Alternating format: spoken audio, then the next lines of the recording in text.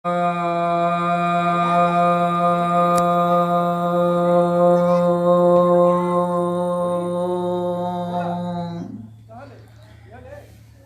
भक्तजनों को सप्रेम नमन। भक्तों, आज मैं आपके समक्ष ईशावास्योपनिषद के 8वें मंत्र पर प्रवचन सुनाने जा रहा हूँ। यह मंत्र कहता है, सपर्यगात शुक्रम अकायम आवरणम असनाविरम शुद्धम अपापविद्धम कलीलमनिषि परिभुः स्वयं भूर्यात् तथा तथ्यतो अर्थान व्यदधात शाश्वतिभ्यः समाभ्यः।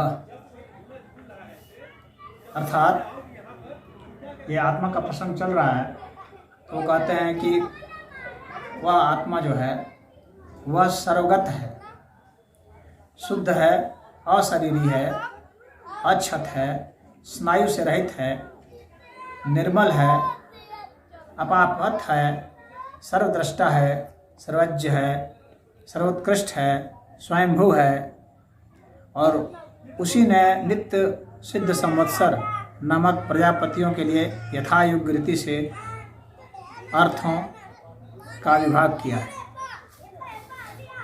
अब इसको हम लोग समझते हैं।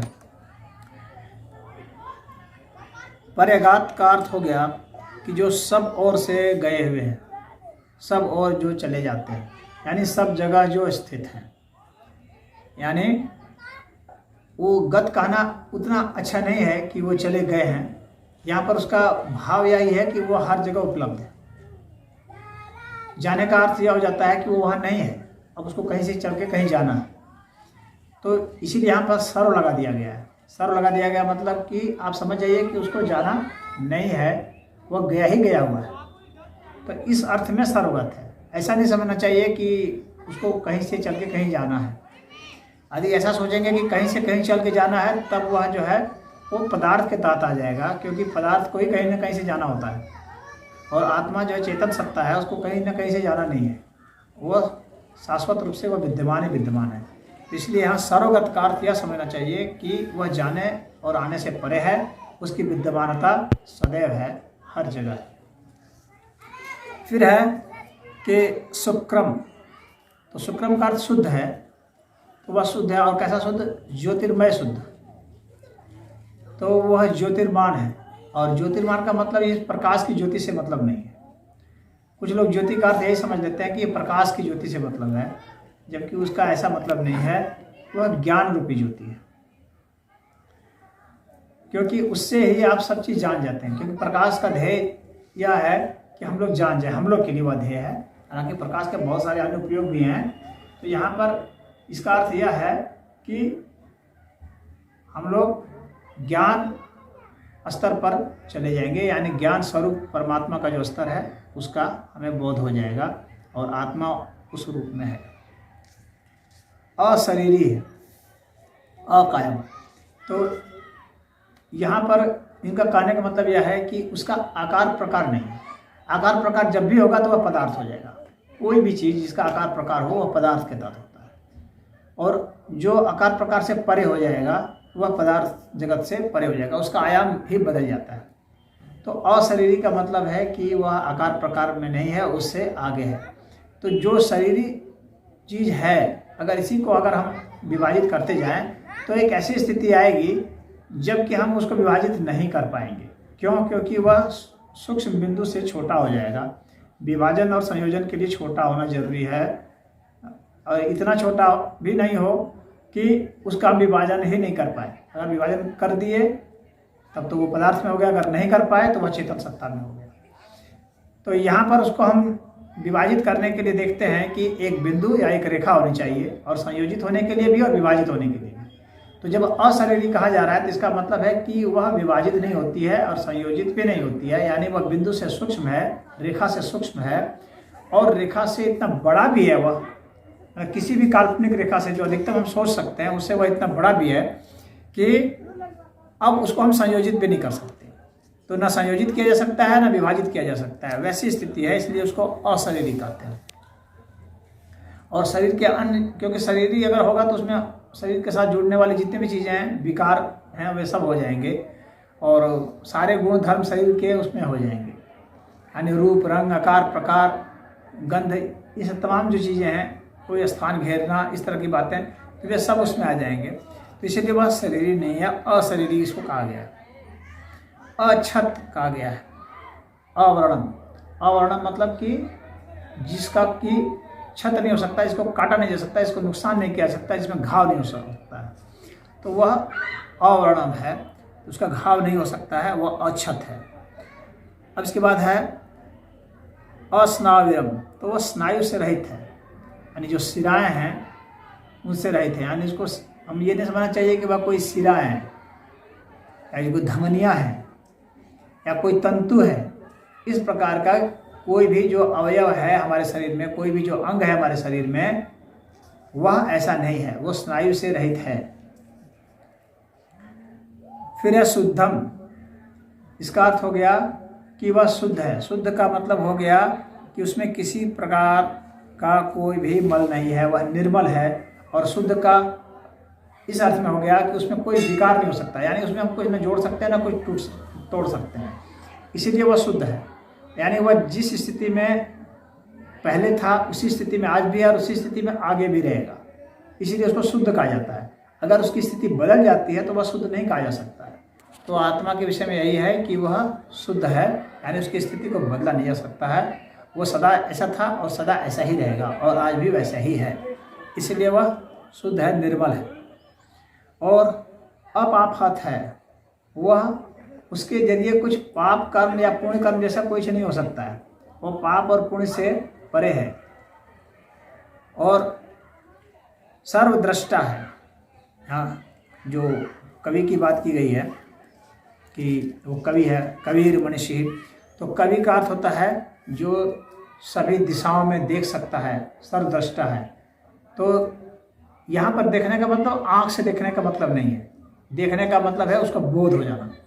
तो वह बोध करता है और हर तत्व का बोध कर लेता है और एक समय ही कर लेता है, यानी उसके बोध में न समय लगता है और न उसके लिए किसी प्रकार की इंद्रियों की आवश्यकता है। जैसे सामान्य रूप से देखने के लिए हमें आँख चाहिए या सुनने के लिए कान चाहिए या चखने के लिए जीभ चाहिए, तो इस तरह की उसकी कोई आवश्यकता नहीं है, उसको इन इंद्रियों की कोई आवश्यकता नहीं है। ये बिना इन इंद्रियों के ही उसको यथार्थ बोध हो जाता है, तत्वतः बोध हो जाता है। तो इसीलिए उसको कवि कहा गया है, क्योंकि वह सर्वद्रष्टा है। और फिर है मनीषी, यानी वह सर्वज्ञ है। मनीषी का मतलब हो गया कि जो मन है, मन का जो ईश है, उसको मनीषी कहा जाता है। तो मन का जो स्वामी है, और मन का जो स्वामी है वह आत्मा है। और मन का स्वामी का मतलब क्या, मन जो है तमाम तरह की सूचनाओं को और तमाम तरह के विश्लेषण को वो करता है, तो उसका जो स्वामी है वह मनीषी है। तो मन जो है नॉलेज से संबंधित है, वो जानने से संबंधित है, विश्लेषण से संबंधित है। तो वो उसका स्वामी होने की वजह से वो सब चीज़ जानता है और सब चीज़ का विश्लेषण अपने आप ही वहाँ होता रहता है, उसको करना नहीं पड़ता है, इसलिए उसका नाम मनीषी है। परिभु, यानी कि परि मतलब चारों ओर हो गया, और जो कुछ भी है यहाँ पर और उन सभी चीज़ों से वह ऊपर उठा हुआ है। जो कुछ भी हम लोग जानते हैं, इस अस्तित्व में जो कुछ भी हम जानते हैं उससे वह ऊपर उठा हुआ है, तो इसीलिए उसको परिभू कहा गया है। तो सबसे वह ऊपर उठा हुआ है। और उसके बाद फिर है स्वयंभू, यानी वह स्वयं से है, यानी उसको किसी ने बनाया नहीं है। तो जो स्वयं से होता है उसको स्वयंभू कहा जाता है। तो आत्मा के विषय में यही है कि वह स्वयं से बनाया गया है, तो वह स्वयंभू है। ईश्वर को स्वयंभू कहा जाता है, आत्मा को स्वयंभू कहा जाता है, क्योंकि वे किसी के द्वारा बनाए नहीं गए हैं, यानी उसमें किसी प्रकार का परिवर्तन नहीं होता है, कोई पैदा नहीं करता है, कोई उसका विनाश नहीं कर सकता है, इस वजह से वह स्वयंभू है, स्वयं के द्वारा बनाया गया है।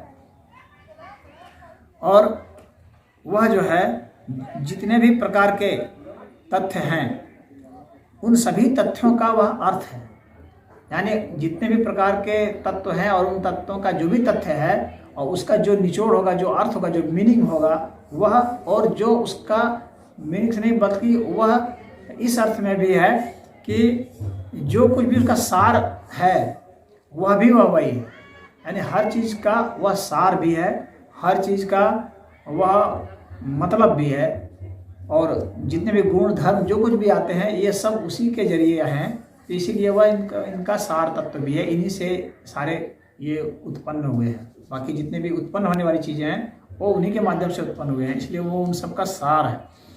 और इसके बाद जितने भी प्रकार के उत्पन्न होने के बाद जो विभाजन हुए हैं, इन तमाम तरह के जो विभाजन हुए हैं, इन विभाजनों में भी वह शामिल है, और इस तरह से शामिल है कि इसके विभाजन के और संयोजन के और बदलने के तमाम तरह के जो गुण हैं और जो नियम हैं, उन नियम में भी वह है। यानी नियम का भी निर्धारण हुआ, यानी संविधान भी वह है। यानी हर तत्व के साथ जो हम देखते हैं कि किसी न किसी अनुपात में या किसी न किसी विशेष प्रक्रिया से कोई न कोई परिणाम निकलता है, तो वह जो परिणाम निकलता है, जिस फार्मूले के जरिए निकलता है, जिस फिजिक्स के लॉ को देखें या केमिस्ट्री के लॉ को देखें या बायोलॉजी के लॉ को देखें, इन सबके लॉ का वास्तव में जो निर्माता है, संविधान निर्माता, वह आत्मा ही है। यानी संविधान भी उसी से है, सारे गुण कर्तव्य जो है उसी से है, शक्ति भी उसी से है, उसके गुण भी उसी से है, करने की ताकत, और किस विधि से वह करेगा और किस नियम के तहत, किस सिद्धांत के तहत करेगा, किस फिलॉसफी के तहत करेगा, उसका भी निर्धारण जो है वही करता है। इसलिए वह नियमन भी करने वाला वही है। तो आत्मा का नियमन और सिद्धांत और संविधान भी उसी का है।